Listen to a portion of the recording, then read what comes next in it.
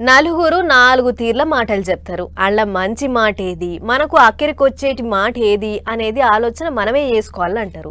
అగో అట్లనే ఒక గురువు చెప్పిన మంచి మాటల్ని తీసుకొని గొప్పోడయిండు ఒక అన్న. గా మంచి మాట చెప్పిన గురువు కోసం ఏదైనా చేయాలి కదా.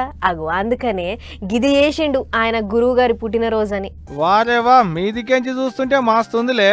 ఇది ఓ గురువు కోసం శిష్యుడు వేయించిన బొమ్మ. చిత్తూరు జిల్లా కుప్పంలో అయింది. బాలరాజు అనేటి గురువు పుట్టినరోజు అని వాళ్ళ శిష్యుడు కిరణ్ ఆయన ఇంటి మీద వాళ్ళ సార్ బొమ్మ వేయించుకుండు. ఈ తరీకల సార్ తన చదువుకొని సర్కారు పంతులు కొలువు కొట్టిండట. సార్ చెప్పిన మాటలని చదువుకుంటేనే నాకు ఇంత మంచి కొలువు వచ్చిందని పాయడం కొద్దిగా గిట్ల వేయించిండు అన్నట్టు. అది చూసినాక సార్ది ఒక మురిపేం కాదు పో. ఉపాధ్యాయుడు తరాల తయారీదారుడు.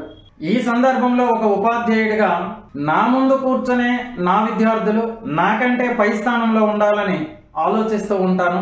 నేను చేస్తున్న ఈ ప్రయత్నంలో ఇలాంటి అభిమానాలు, గౌరవాలు గొప్ప సంతోషాన్ని ఇస్తున్నాయి. It's feeling very proud. మరింత బాధ్యతగా ముందుకెళ్ళడానికి గట్టిగా ప్రయత్నిస్తూనే ఉంటాను. ఉంటది మరి, గర్వంగానే ఉంటది, ఎందుకుండదు. అయితే సార్ మీద అంత పాయరం ఎందుకంటే ఆయన కూడా అంతే బడి పొల్లగాళ్ళ మీద అంతే పాయరంగా ఉంటాడు కాబట్టి.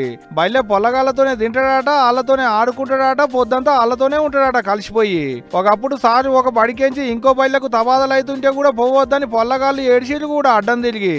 పిల్లల్ని గొప్పలను చేసేందుకు పాఠాలు చెప్పిన సార్ మీద పాయరం కొద్దిగా ఆయన పుట్టినరోజు నాడు ఆయన బొమ్మనే ఇంటి మీద వేయించుకున్న శిష్యుని ఇద్దరిని తారీఫ్ చేయాల్సిందేనబ్బా.